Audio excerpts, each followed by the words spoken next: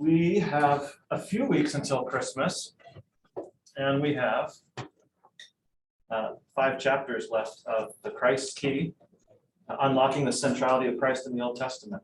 So I just want to start by giving you a little preview of where we're going in the next few weeks, just to kind of put those categories in your head if you like to think ahead. So today we're finishing 2 more examples of Old Testament figures, people whose story is told in such a way that the author wants you to know this person is kind of like, say Moses in the past and is anticipating the Messiah to come in the future. So these figures today, we'll look at Gideon and David. Last time, a few weeks back, we looked at Noah and Melchizedek. So today we get Gideon and David. And then the upcoming weeks, next week we'll get into Genesis, the early chapters of Genesis, and how do the creation stories and the story of Adam and Eve, the fall into sin, kind of all of these elements, the Garden of Eden in particular, how does the garden and all of this kind of early Genesis stuff begin to set up a story of old creation, new creation, and how Christ makes all things new and comes into our passing world and brings his new life and light.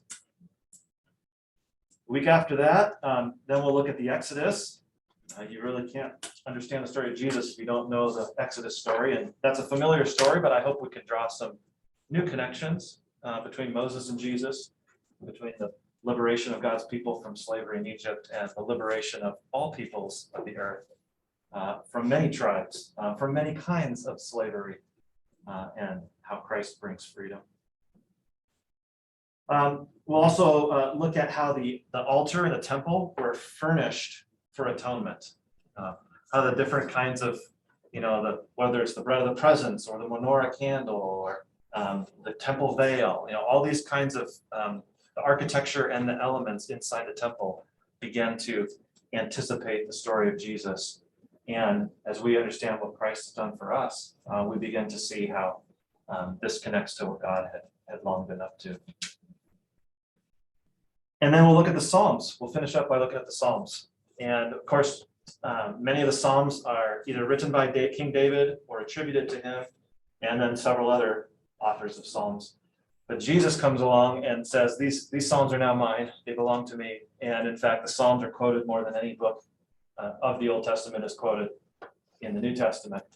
And the most quoted verses from the Old Testament in the New Testament come from the Psalms as well. The ones that show up most frequently, like Psalm 110. So we'll look at the Psalms. We'll look at how the Psalms can operate in our own lives, so that we can see Christ for us now. I'm thinking back, one of the very early classes during the pandemic was we looked at lament Psalms and Luther. And then we also, I think maybe after Lent, we turned a little bit of a corner because, we were almost done with this whole pandemic a year and a half ago. And then we looked at praise Psalms and Luther. So we've been here before looking at Psalms as a inspiration during these challenging times. But now we'll look at it particularly interested in how the story of Jesus becomes anticipated as well, and how he even takes some of these Psalms on his own lips as he hangs from a cross or as he engages with groups of people who want to know who does he think he is. So Psalms, temple, the sanctuary as it compares to the Garden of Eden, the Exodus story, old creation, new creation, all of these kinds of things are ahead for the next few weeks. At any time, please jump in with questions or comments or connections to your life. And we're ready to begin. We go to Judges chapter 6.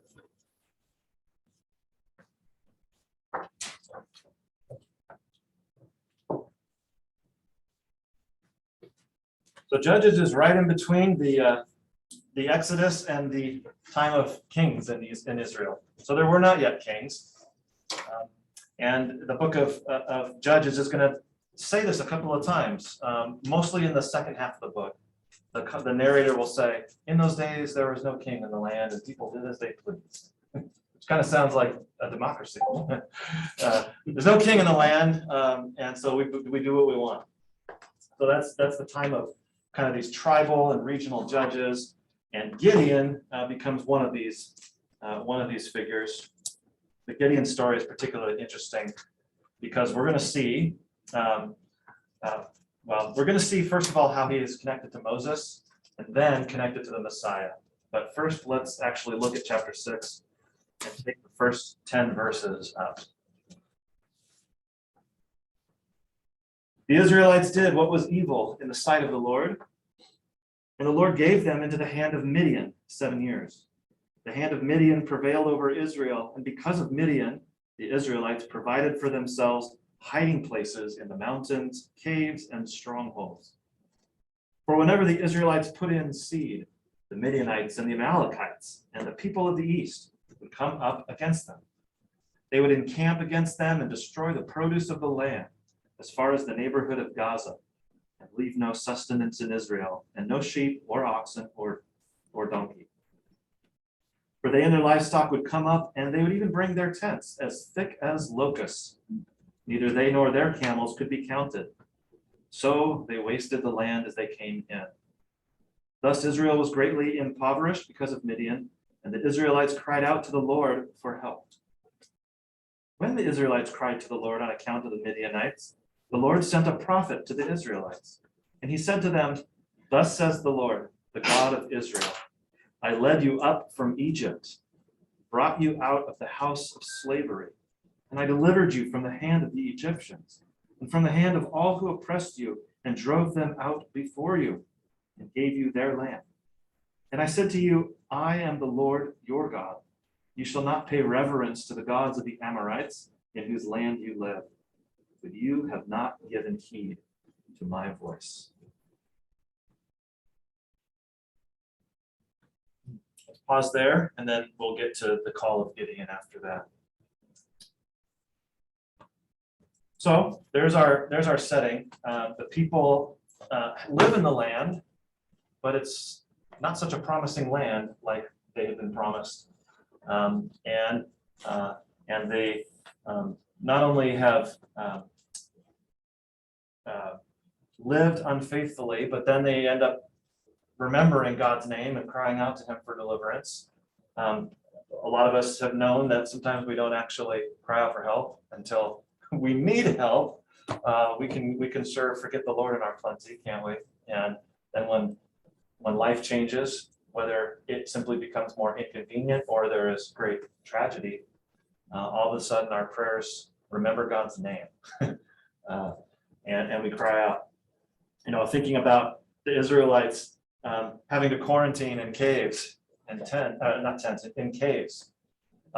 They can't go to work in the farm field because even if they put the seed in, then all of a sudden the threat comes back and they have to work from home again in the cave. They can't build any kind of future because everything is just, let's see if we can grow it as fast as possible and maybe harvest something before our enemies come wandering through again to check on us and stamp it out.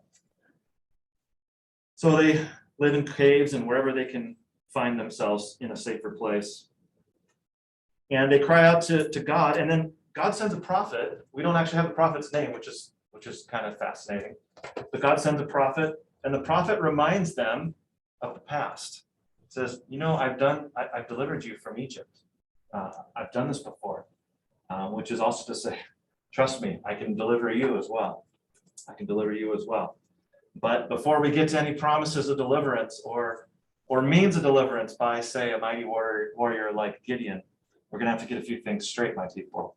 We're going to have to pay notice to the fact that it isn't simply that the Amalekites and the Midianites were stronger and bigger than you.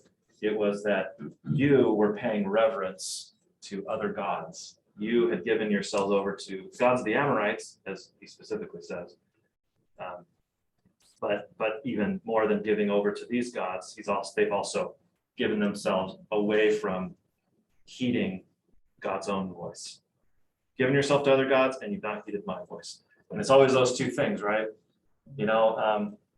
We all hear the voice and the lure of other gods in our culture, things we should idolize, like health and wealth and power and youth and the wisdom of old age, and whatever our idols are. And it's one thing to then find our heart attaching allegiance to this other God, but then part of that also means then we have to shut out the voice of the one true God. And they go hand in hand. Lo and behold, when you are not hearing the voice of the one true God, you end up finding a number of idols to take the place of that voice. There's always a voice. Last night at youth group, it was music jam night because half our kids or more play some instrument. And so we had we had 2 or 3 band members and then like 3 or 4 like guitar and bass guitar. So we had kind of this, it wasn't really a battle of the bands because we don't all play the same music. It was more like play stuff and show me something else and what do you got? But we were talking about the power of music to unite and to create peace.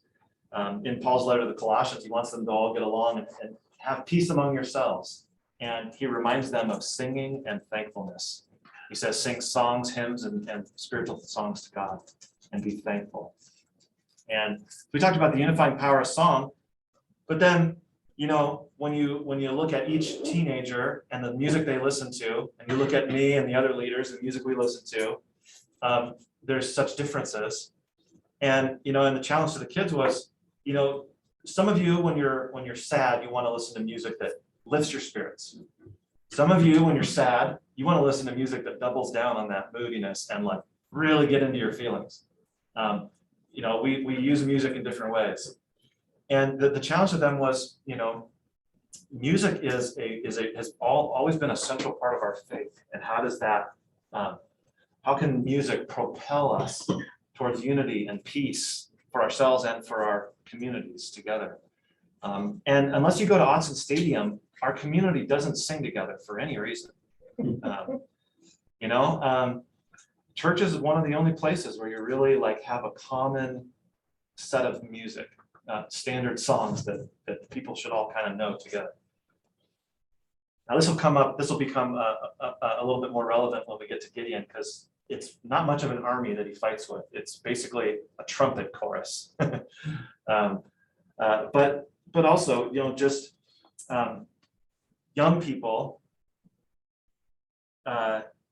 if the only music you take into your life is a voice other than the Lord's, if it's the music that's all about how romantic love will fill your life with everything you've ever needed, or if it's all about how the glitz and the glamour and the fame and the appearance and the money is going to just give you that strong presentation and confidence. Music is one of those sort of ways that our heart attaches to an image portrayed by the music, and that if they don't have Christian music in their life, they're missing an opportunity to be drawn into prayer or drawn into a time of peace. And I told them, listen, when I was your age, Christian music was mostly cheesy, but there was some good music for sure. But there is so much really interesting professional music of any genre they like. They like hip hop, they can listen to Christian hip hop. But to understand, like, we, like the Israelites here in Gideon's day, we pay reverence to other gods by listening to the songs they're singing. And we turn our back on the voice of the Lord because, not just because we don't like church music, for example, but just because we are inundated with options. Okay, let me pause there before we call Gideon. Anything we need to share? No, I just wanted to, it doesn't reference how long they were there before Gideon. I mean, they evidently started. Yeah, in the first verse, it mentions 7 years they were in the hand of Midian. So, I think we're looking at basically 7 years of being flustered and frustrated. And again, it's a very divine number, so it's like at just the right time, God raises up Gideon and the deliverance of his people in the 7th year. this also takes place right after the land rested for 40 years. So there's a lot of really, significant numerology going on here, right? 40 years of rest in this land after 40 years of being in the wilderness wandering. And now 7 years of oppression, and God's going to deliver them like he did. So in verse 6, would it be incorrect to understand, it says Israel was brought very low? Would it be incorrect to see that as depression? Oh, like an economic depression? Is that what you mean? Or like mental and emotional depression? Yeah. Yeah. Yeah, let me look at the word impoverished in the NRSV is the Hebrew word can mean to be poor. It could also mean to be in need, lack. It can mean to be weak or in a state unable to return to physical strength. Mhm. It can mean simply decrease, to have less of some quantity or amount or intensity of something. Even actually, the understanding of weakness, sometimes this verb gets translated as to long for. So Israel was greatly longing for, which, yeah, I think, a depression in the ground is literally the ground caves down and in. And so our spirit can, Yeah, that's what I was thinking, it's emotion. yeah, for sure. Yeah. Okay, so God reminds them of Egypt. So we're already beginning to take a look back at Moses' story. Before we get to the call of Gideon, a couple of things that Chad Bird points out in his book that this class is based on. A couple of things he points out is that you guys all have the same ringtone. You can change those, right? Yeah. I think half of Bethesda has that ringtone because it's the default one, right?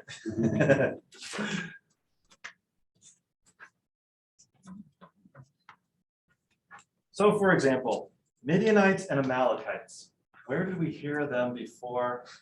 Those were two of the main groups that harassed Moses and the people during the wanderings in the wilderness. And so the Amalekites had some kind of a resurgence. They became great again. So already the foreign subjugating powers are the ones that they should remember from the Exodus times. They wouldn't remember that personally, but they would have inherited the stories. Another one is how the Midianites and Amalekites are described. It even says, remember in verse 5, they brought their tents and they were as thick as locusts.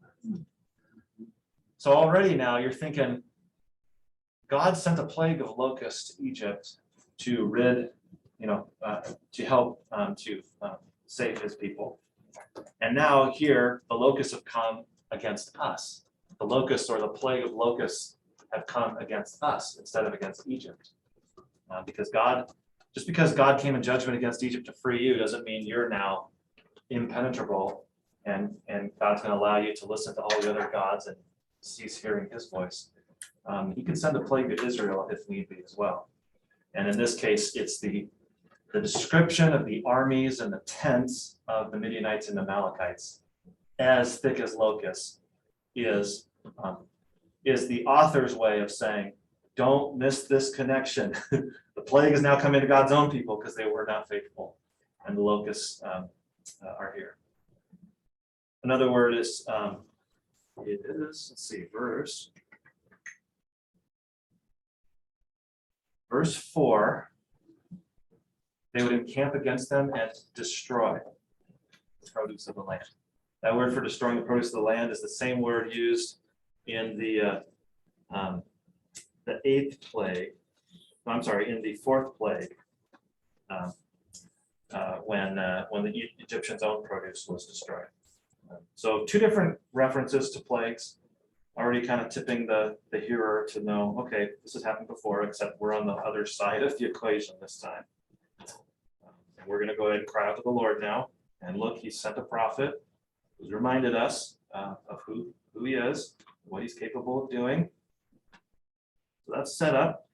And now Gideon gets called. Verse 11.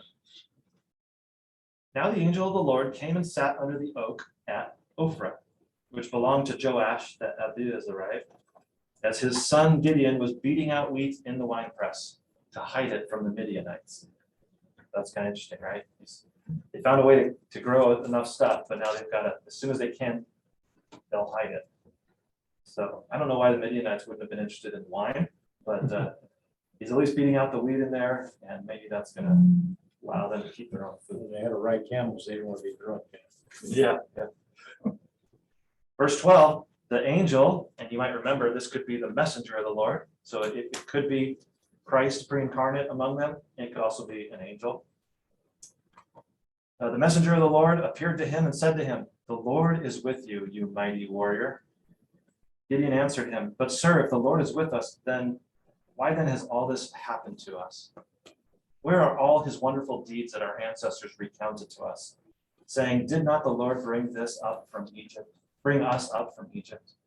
But now the Lord has cast us off and given us into the hand of Midian." Boy, haven't we prayed like Gideon before? Can I just say, Tom, as a half-wit, I guess, but why does it keep going from Midian to Midians to Midian? I mean, if I was reading this on my own, in the first paragraph, I thought Midian was a person. Yeah. And then it switches and it makes it plural, then it makes it Midianites. Is there a reasoning for that, or is that just to confuse me? No, it's just, well, they're also a nomadic people, so So it'd be like saying, it's the Midians, yeah, the Midianites are all the people. see, you add Yeah. a plural to that always, Yeah. so why would it never always be? The hand of Midian sounded like it was one individual, and then now Yeah. that we're over here in Gideon, we're talking about Midian again instead of Midians or Midianites, I know, right? Yeah. just to confuse me, okay. Maybe It's so. gods of Midian, who are the gods of Midian? The other thing that's always confusing is I want to say Gideonites, right? Because it's just too similar to figure out. There was a son of Abraham named Midian, which is kind of That's what I interesting. was gonna say, wasn't there somebody to? Yeah, so Keturah, one of those handmaidens of Abraham, bore him several sons. One of them was Midian. So Okay. yeah, you often find the enemies of Israel are in the same family tree if you go back far enough. And Was Midian a specific area? I think it's mostly Northwest Arabia, like Saudi Arabia today, but Northwest. So it's in that area where they would be harassing the Israelites traveling The from land of Egypt to the, Midian, right? yeah. Okay. But they also travel around, like they're roaming around, but there does seem to be, some Northwest area. I guess you, Moses' wife from Midianite? She was a Moabite. Oh, Moabite, okay. Yeah. Well, see, now I'm confusing myself because now I'm thinking of Ruth. Well, it's not important. I know, but it's Moses trails are fun. Oh, look at this. Moses was keeping the flock of his father-in-law Jethro, the priest of Midian. but yet, I was just saying, we do refer to just Israel instead of Israelites, or, Yeah. So I guess it does make sense. But we prayed like Gideon, if you're with us, Lord, why has all this happened to us? Where's all the wonderful deeds of old? We say that in our own lives, and we say that in reference to our congregation, to our country, even to the world if we are so inclined. If then, Say more? a prayer that has if then, Oh, sure. it's a question of prayer. And on the one hand, you have to appreciate the theology, which is, Lord, you're Lord. So if anything's happening, you either did it or allowed it to happen, or you haven't done anything to stop it from happening further. So the theology is appreciable there in that, if there's anyone to call on and pray to, it's the Lord. And if there's anyone who can change the situation, it's the Lord. What Gideon's prayer leaves out is a confession of sin and the heart of the Israelites going off to the gods of the Amorites and everything else. That's again part of the equation is sometimes we are victims. You know, I know that's obviously a heated way to frame an issue when we're speaking about any current events, is to say, well, there's victims and there's people who like take stock of their lives and act as they can. But it is true that we are both victims to sin, enslaved to sin and cannot free ourselves, but we're also willing participants and have Stockholm syndrome. We've come to appreciate our bondage because we think we're free. So Gideon has not yet confessed any sins.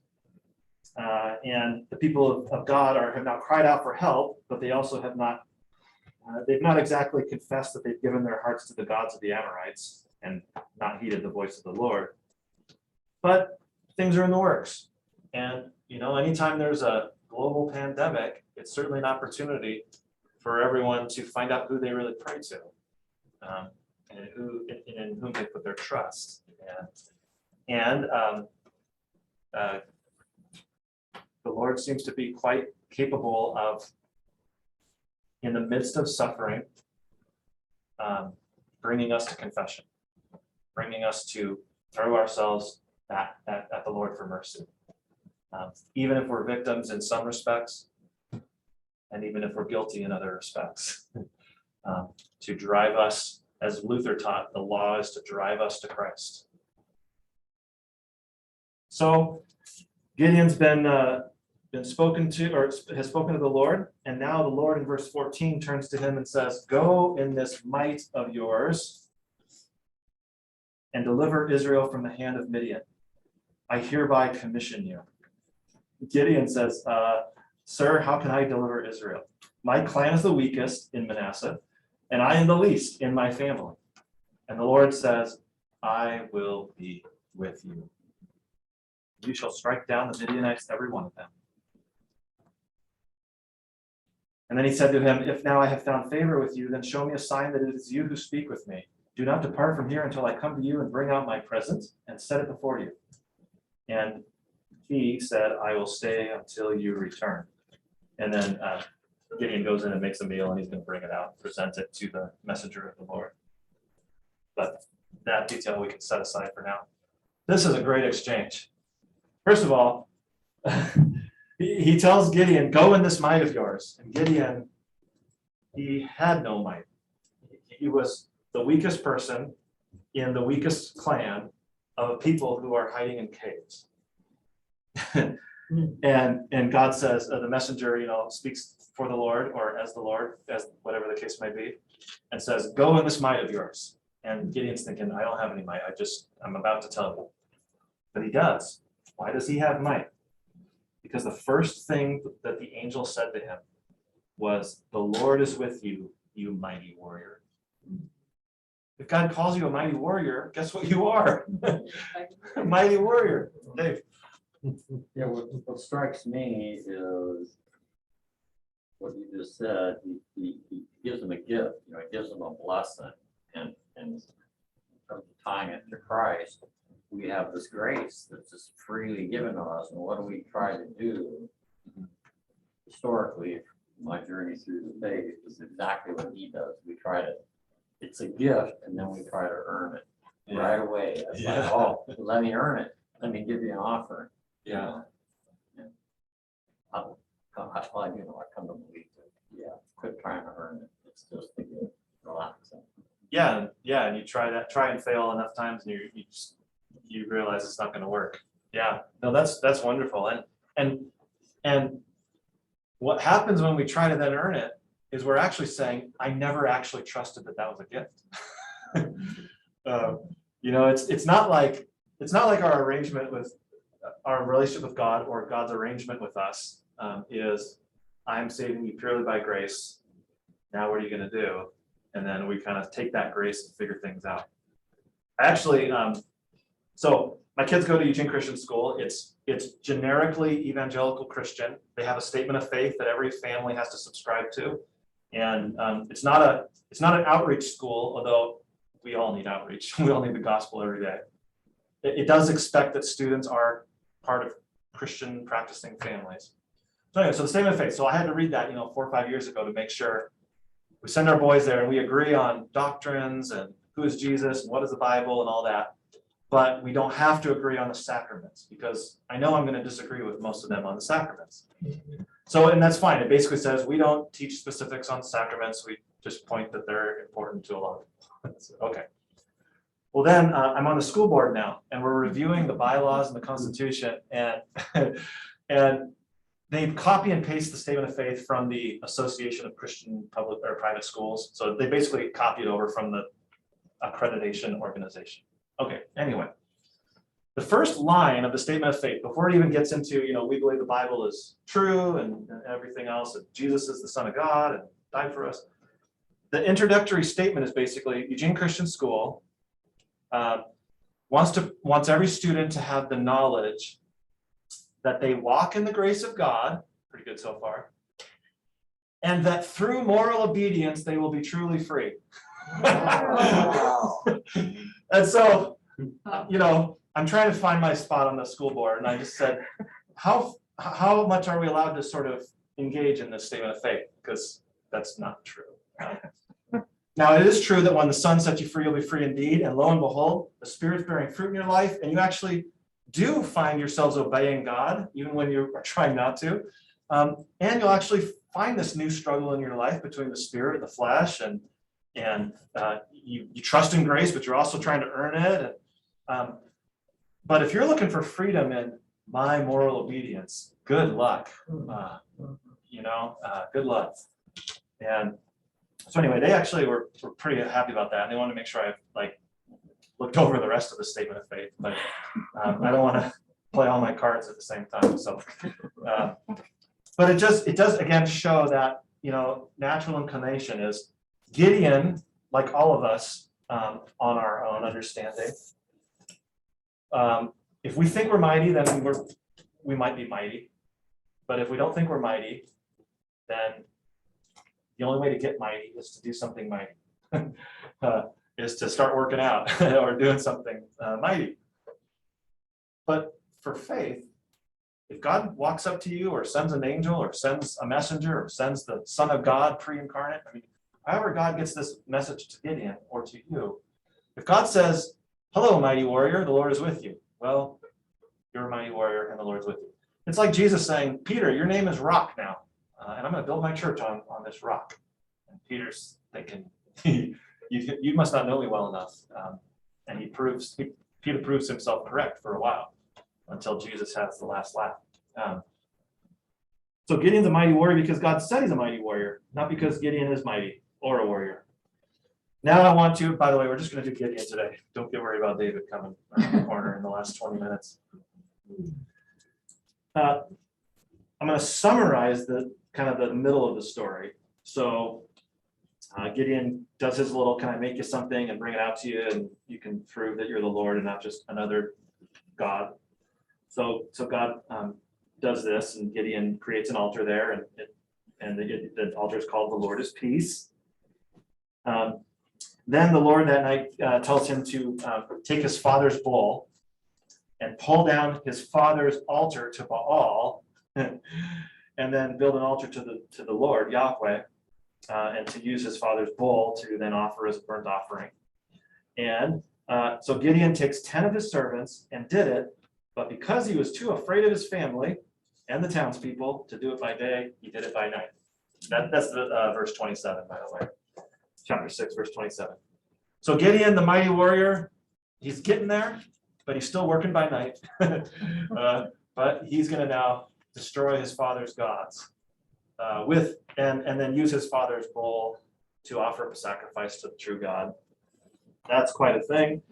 And sometimes, my kids still think everything I say is true and interesting and want to hear more for the most part. But I know the time's coming when they won't feel the same way. And there's always this kind of pattern in our families and even in the faith where the sons and daughters have to take what they've received from their elders and say, this makes sense, this does not, this needs to, to go. In what ways have I inherited idolatry in some respect? And we always do this, right? I'm gonna parent in different ways than my dad parented me, and my mom parented me, and then you come to find out you're just kind of using their playbook, and you just might apologize more frequently than they did, so, but anyway, Gideon, if he's gonna follow the Lord and live into this mighty warrior status now, it's gonna start at home. Who does he think he's gonna do for Israel and against the Midianites if he can't even, if he can't leave the family business of worshiping the false gods? Well, when we think of a warrior, we think about a physical thing. Sure, yeah, like an Weapons, actual violence, yeah, But there are warriors of mind, sure, I believe. yeah, absolutely. Yep. So he does that at night. Morning comes, the altar is broken, everybody's upset, who's done this? And then somebody, the investigation determines that it was Gideon, son of Joash. So then they say, Joash, go get your son so he can die. Right? And so there's all this, there's all this uprising. Gideon gets another new name. So he's a mighty warrior in God's eyes. And then verse 32, he's called Jerubbaal, which means let Baal contend against him. So it's basically like your new name is the guy who picked a fight with Baal. Is how that goes. Jerubbaal, verse 32. So now Gideon's public coming out to the people of Israel is as a heretic. And now the people have been crying out to the Yahweh, but they, they also still had Joash's altar, and that probably wasn't the only altar to Baal in town. So Gideon's coming out party is as a heretic who is tearing down Baal's altar and is promoting this other god. And at the very same time, the Midianites and the Amalekites come back. So they come back, they encamped in the valley of Jezreel, the locusts are back with their tents. Then the Spirit of the Lord takes possession of Gideon and he sounds the trumpet. And then some people are called to follow him. He sends out messengers, he basically rallies an army. I don't exactly know how he got from let's kill him to raising an army of 32,000 Israelites. Yeah, he did have the Spirit of the Lord and a trumpet. So, like I said, music can bring some unity. There's a little bit we'll skip the end of chapter 6. The sign of the fleece is basically he just keeps testing God. He just doesn't trust the Lord yet. He's like, okay, I want the fleece to stay out all night and get wet and the ground be dry. And the Lord does it. And the next night he's like, okay, I want the opposite. I want the fleece to be dry and the ground to be wet. The Lord does it. I mean, God's shaking his head at this mighty warrior. Eventually you're just gonna do it. So then chapter 7 is just an incredible chapter. And I just have to summarize it, but Gideon's got 32,000 people and the Lord says, that's too many. That's too many. The Lord already knows that they're not Yahweh's people anyway. They're just trying to save themselves. That's too many people. So tell everyone who's afraid or trembling to go home. And if you ask an army of people who's afraid, most honest people will say, well, how could you not be afraid? So he sifts them out and 22,000 go home, but he's still got 10,000. That's not nothing. And the Lord says to Gideon, that's still too many. Gideon was just starting to feel like a mighty warrior, and God cuts his army basically in a third. And then he says, well, that's too many. 10,000 is too many. So now go to the river and watch how people drink water out of the river. And the ones who drink like dogs, keep them. And the ones who drink like decent people and get on their knees and cut the water with their hands, with the hand to their face, get rid of those people. So basically, get rid of anyone who will not lap water like a dog. I don't need anyone else. And Gideon's army of 32,000 people is now 300. 300 people. Everyone else goes home. And and the Lord says, get up and attack the camp. and they're still thinking, okay, what about our numbers versus theirs? So the Lord says, chapter 7, verse 10, if you're afraid to attack, you should have already left the army, but if you fear to attack, go down with your servant and spy around, right? So Gideon and Purah go down, and they're kind of listening around the camp. They overhear these Midianites talking about a dream they had, and the dream seemed to clearly say that actually Midian would fall and collapse. And so they hear this dream, and they take it as a sign from the Lord. So Gideon's happy about this. Down in verse 15, he tells his 300 people, get up, the Lord's given the army of Midian into your hand. And so he divides them into 3 companies, 100 each. And he tells them, not to pick up your weapons. He says, everybody get a trumpet. So this is like basically a marching band against the armies of 2 tribes. Get a trumpet, and on your other hand, don't get a sword. Don't leave a free hand for a sword. Grab an empty jar and put a torch inside the jar, but don't sort of make it, don't light it on fire yet. So then the 3 companies of 100 each, they kind of go to the different outskirts of the camp. And then when Gideon blows his trumpet, then everybody else follow, blow your trumpets and say, for the Lord and for Gideon. And so they go and they do this in the middle of the night. They blow the trumpets, and then they smash the jars in their hands. And then everybody follows suit. Everybody's doing this. A sword for the Lord and for Gideon. Okay, but it says they have the trumpet in their right hand, and in their left hands, they're holding the torches. That's verse 20, chapter 7, verse 20. They still got the trumpets and torches, and now they're crying out, a sword for the Lord and for Gideon. I mean, again, this is how they just don't stand a chance. But everybody in the camp is freaking out. They hear trumpets, they see fire from these torches. Maybe they think there's a lot more people than 300. I mean, who knows? But then, verse 22, the Lord set every man's sword against his fellow and against all the army. And the army fled as far as Beth-Shittah, or a bunch of other places. And that begins the pursuit of the Midians, and Gideon and his people go and just chase them and harry them all the way out of the land beyond the Jordan. And he's triumphant. So after all that cutting of the army down to size, how does he win the victory? He doesn't kill a single person. Trumpets, torches, nighttime, fear, and the Midianites kill each other. I'm thinking they only had trumpets for 300 people.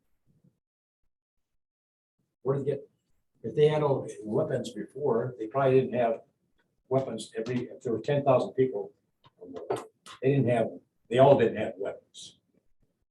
So there's enough weapons maybe for 300 people, who knows? Yeah, who knows? They probably brought something along. It might be just like a farming tool or something. But yeah, they weren't a well-equipped army. They were cobbled together at 7 years after 7 years. Reminds me of an ambush. impoverishment. Of the Amish? It's like an ambush. Oh, an ambush. They said Amish. It's really a very funny story. It is. It's a very funny It story. is. It doesn't even make sense sometimes. Yeah. Well, Really? it's a campfire story. I know. Most of the Old Testament is campfire stories that eventually get written down. Yeah. So yeah, no, I'm sure the Christmas pageants or whatever they celebrated before Christmas, I'm sure the festival pageants were a lot of fun for kids to perform the. Oh, boy. So that's a lot of fun. The enemy defeats itself with its own sword, which is very Christ crucified. The enemy, the devil vanquishing or emptying his power on Christ on the cross and being extinguished of his power. It's a very powerful motif.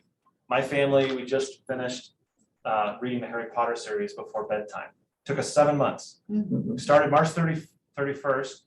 We finished on Halloween. Wow. And so 7 books in 7 months, and you've had 14 years to read it, but Harry doesn't kill the evil Voldemort. There are circumstances in which Voldemort's own death curse rebounds and kills himself. And it's just the author is bringing the old story of Christ crucified into a new myth to say evil is self-defeating. You know, if we're hiding in caves, or if we're quarantined at home, or if our life is disrupted, you know, Christ will call you a mighty warrior. Christ will call you a baptized child of God. Christ will give you his gifts. Christ will equip you with a trumpet and a torch, you know, like an acolyte candle and a praise band instrument, or an organ if you could haul it around. You know, God will give you these things, and that is enough. Evil will defeat itself in the end. God has made this happen already in Christ. So we can join the marching band instead. Very similar to, if you remember studying the book of Revelation a few years ago, when Christ returns in chapter 20, he's on his white, he's the warrior in white, and out of his mouth comes a sword, and everybody who's with him, the army of martyrs, none of them have armor or weapons. They have white linen robes washed in the blood of the Lamb. I mean, it's no army at all, but again, it's this picture that the word of the Lord defeats evil, and we don't have to earn this gift, Dave, and we don't have to fight we don't have to fight with the weapons of the world.